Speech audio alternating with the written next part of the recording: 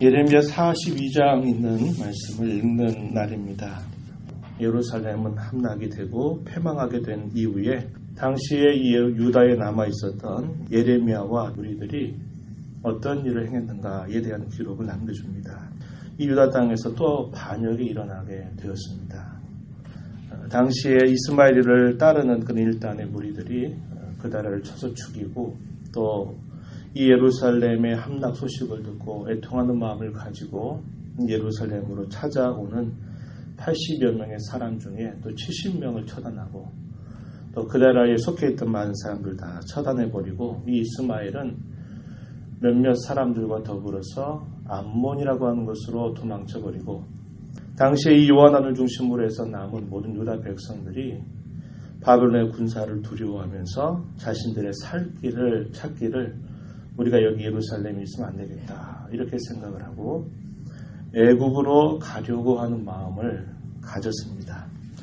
41장 17절 말씀에 보면 이렇게 표현했어요. 애굽으로 가려고 떠나 베들레헴 근처에 있는 게롯 기맘에 머물렀다.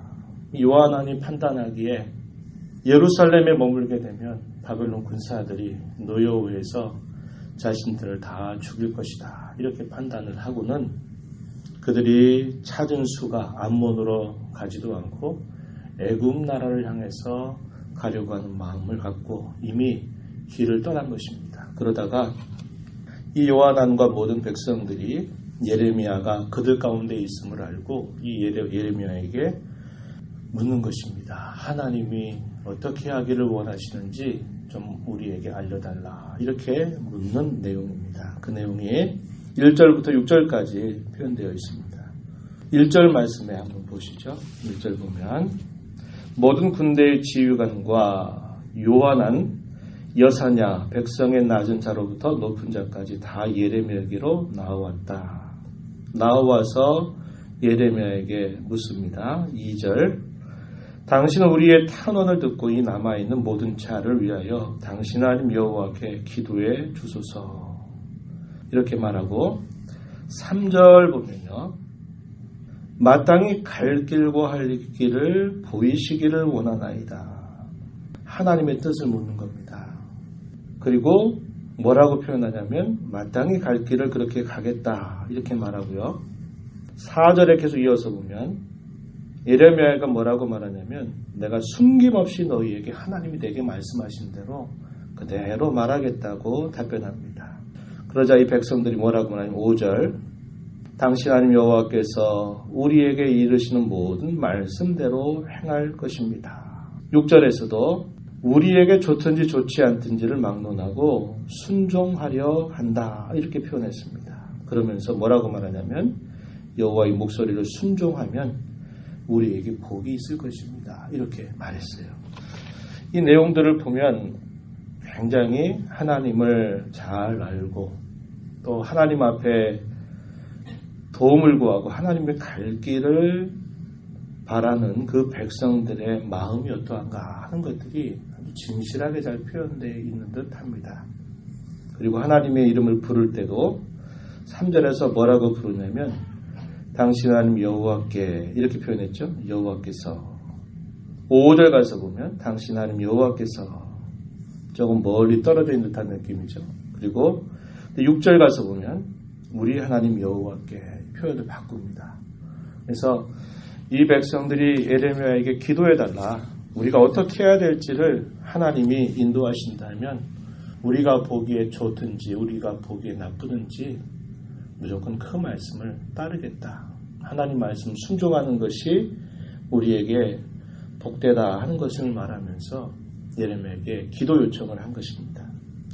10일이 지납니다. 마음은 하루하루가 급할 겁니다. 왜냐하면 이미 바벨론에 있었던 군사들이 이스마엘을 따르는 사람들에 의해서 다 죽임을 당했고 유다의 많은 사람들을 또 죽임으로 반역 사건이 일어난 것이 알려지게 되자마자 이 바벨론에서는 많은 군사들을 또 보내서 이 문제를 수습하려고 할 것입니다. 그러니까 이 요한안과 그를 따르는 남은 백성들이 마음이 조급한 겁니다. 하루라도 빨리빨리 뭔가를 알려주기를 바라는데 하나님께서 응답을 하신 때가 언제냐면 10일이 지났다 표현되어 있어요. 7절 보면 10일 후에 여호와의 말씀이 예레미야에게 임했다. 그래서 그 들은 말씀을 이제 요한을 중심으로 기다리고 있었던 그 백성들에게 하나님의 응답을 전달합니다. 10절 이하로부터 12절까지의 내용은 무슨 내용이냐면 여전히 지금이라도 두려워하지 말아라.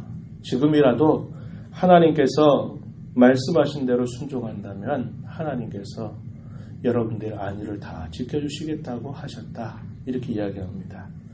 이제라도 순종하면 살 길이 있고 늦지 않았다. 이렇게 말하는 거예요. 10절에 너희가 이 땅에 눌러앉아 산다면 예루살렘을 말하는 겁니다. 내가 너희를 세우고 헐지 아니하며 너희를 심고 뽑지 아니할 것이다. 이는 내가 너희에게 내린 재난에 대하여 뜻을 돌이켰다. 이렇게 말합니다. 그러면서 11절 바벨론 왕을 겁내지 말아라. 이렇게 말했습니다. 불쌍히 여기겠다. 또 이렇게 말씀하시고 너희 본향으로 내가 다 너희를 돌려보낼 것이다. 하나님 회복을 약속하셨어요. 이 조건은 뭐냐면 여기 눌러 산다면 이렇게 표현했습니다. 그러나 13절로부터 길게 19절까지 이 내용을 쭉 보면 그러나 너희가 거역한다면 다시 말해서 너희가 애굽으로 가고자 한다면 하나님께서 너희들을 분명히 벌하실 것이다. 그 메시지를 전달합니다.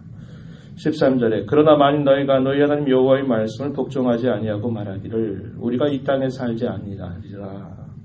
14절 끝에 애굽 땅으로 들어가 살리라 하면 잘못되리라. 이렇게 말씀해 주셨습니다. 15절 끝에 보면 너희가 만일 애굽에 들어가서 거기에 살고자 고집하면 칼이 애굽 땅으로 따라가서 너희에게 미칠 것이고 두려워하는 기근이 애굽으로 급히 따라가서 너희에게 임할 것이니 너희가 거기서 다 죽을 것이다. 이렇게 말씀을 해주셨습니다. 칼과 기근과 전염병에 또다시 죽임을 당할 것이다. 한 3개월 정도 전에 예루살렘 성이 다 무너져 버리고 예루살렘에 남아있었던 백성들의 많은 사람들이 죽임을 당했던 그 처참한 일들을 겪었던 것처럼 너희가 애굽으로 간다면 애굽에서 그러한 일들을 너희가 또 당할 것이다. 하나님께서 분명하게 말씀을 해주신 것입니다. 18절에서도 또 이렇게 예레미야가 하나님의 말씀을 전달합니다. 나의 노여움과 분을 예루살렘 주민에게 부은 것 같이 너희가 애굽에 이를 때 나의 분을 너희에게 부으리니 너희가 가증함과 놀램과 저주와 치욕거리가 될 것이다. 너희가 다시는 이 땅을 보지 못할 것이다. 이렇게 표현했습니다. 하나님께서는 이미 이 백성들의 마음을 아셨어요. 말로는 너무나 좋은 신앙의 태도를 가지고 물었어요. 위기의 상황이 닥쳤고 예레미야에게 그 기도를 요청했지만 이 10일이라고 하는 시간들이 지나면서 이미 그들의 마음은 다 들통이 난 것입니다. 그들이 겉으로는 하나님의 뜻이 무엇인가를 묻고 하나님께서 말씀하신다면 우리가 보기에 좋든 우리가 보기에 싫든지 순종할 것입니다. 이렇게 멋지게 말을 했지만 그들의 마음은 이미 어디로 가 있었나요? 애굽으로 가 있는 겁니다. 이게 무슨 말일까요? 자신들의 결정을 해놓고 겉으로 하나님의 뜻을 묻는 겁니다. 왜 물을까요? 자신들이 결정한 대로 하나님 응답해 주시기를 바라는 겁니다. 그런데 자신들의 결정에 어긋나게 되면 그들은 하나님 말씀에 순종할 마음이 없는 것입니다.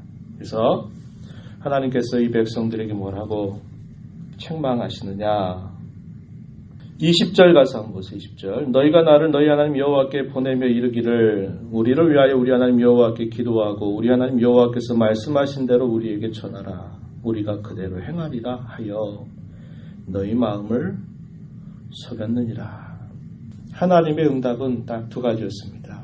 살 길과 망할 길이었어요. 살 길은 명료했습니다. 간단하게 주어졌어요. 너희가 이제라도 여기에 머물게 된다면 바벨론의 왕도 두려워할 필요 없고 내가 너희를 보호하고 지키고 너희 안위를 인도할 것이다. 이렇게 하나님 말씀하셨고, 그러나 너희가 애굽으로 가게 된다면 거기에는 피할 수 없는 그런 형벌이 너희들을 기다리고 있다. 이렇게 말씀을 하시는데, 분량으로 봐도 굉장히 많은 분량을 이렇게 말하고 있어요. 하나님은 당시 이 요한함과 남은 이 백성들이 마음이 어디로 이미 가 있는가를 알고 있는 겁니다. 너희 마음을 속였다. 이렇게 표현했어요.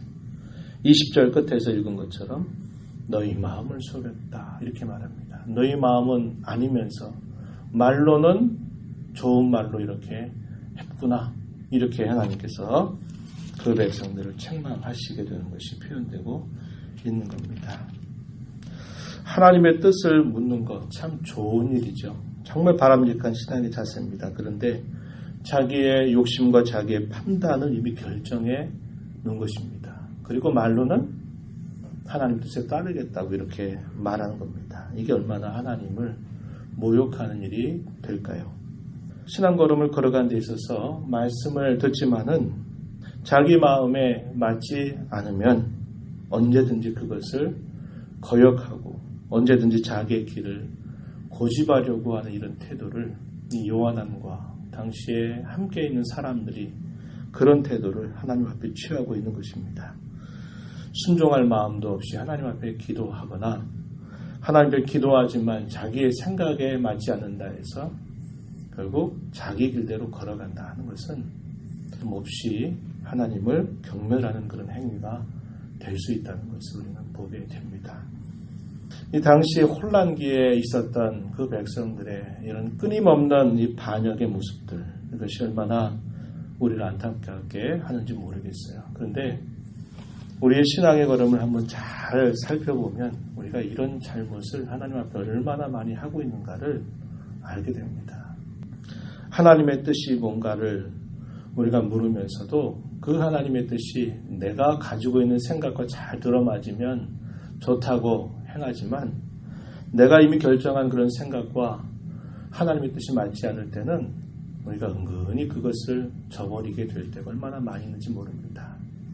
우리가 하나님 앞에 기도하는 그런 내용들 가운데서도 무엇이 하나님의 뜻인가를 물을 때가 많이 있죠.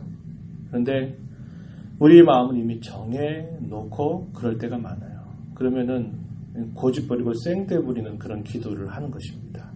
하나님, 나는 이렇게 해야 되는데 하나님이 도와주셔야 된다고 말하는 겁니다. 기도는 하나님의 뜻을 묻는 것이고 그 하나님의 뜻에 대하여 나의 감정과 판단과 생각을 내어놓고 그것에 의지하고 그렇게 행하기를 도와달라고 하나님 앞에 드리는 기도여야 이런 기도가 바른 기도가 되는 것입니다.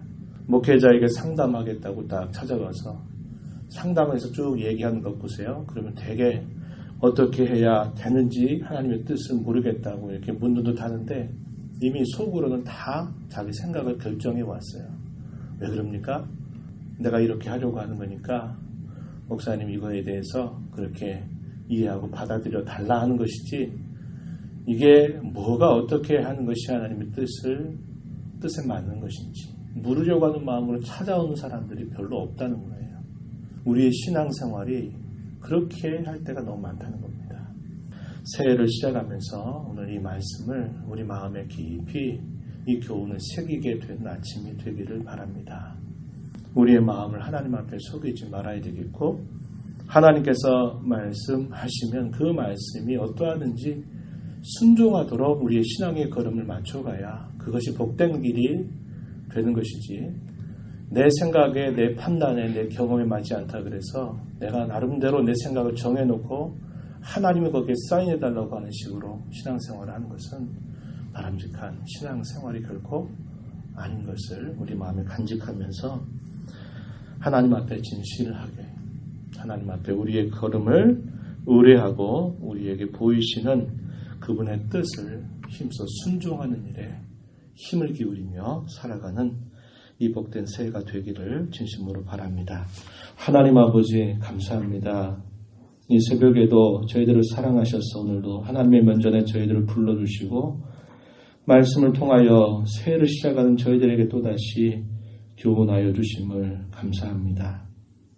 큰 위기와 또 어려움 가운데서 하나님의 징계 아래서 여전히 하나님은 살 길을 그들에게 선명하게 말씀해 주시건만 그들의 마음은 이미 하나님의 뜻을 행하려고 하는 마음이었고 자신들이 원하는 것에 그저 하나님이 함께 해주기를 바라는 그러한 태도로 하나님을 속였던 그들의 모습을 살펴보았습니다. 저희가 새해를 시작하며 우리의 마음을 잘 살펴서 하나님의 뜻이 무엇인가를 언제나 묻고 그 뜻이 우리의 생각에 좋아 보이든지 좋지 않아 보이든지 하나님 말씀에 순종하기를 다짐하며 힘써가는 이 새해 저희들이 되도록 인도하여 주시옵소서. 은혜의 보좌 앞에 나와서 저희들이 간구하는 모든 기도를 하나님께서 들으시고 저희들의 갈 길을 보이시며 인도해 주시기를 간절히 비우며 예수님 이름으로 기도드리옵나이다. 아멘.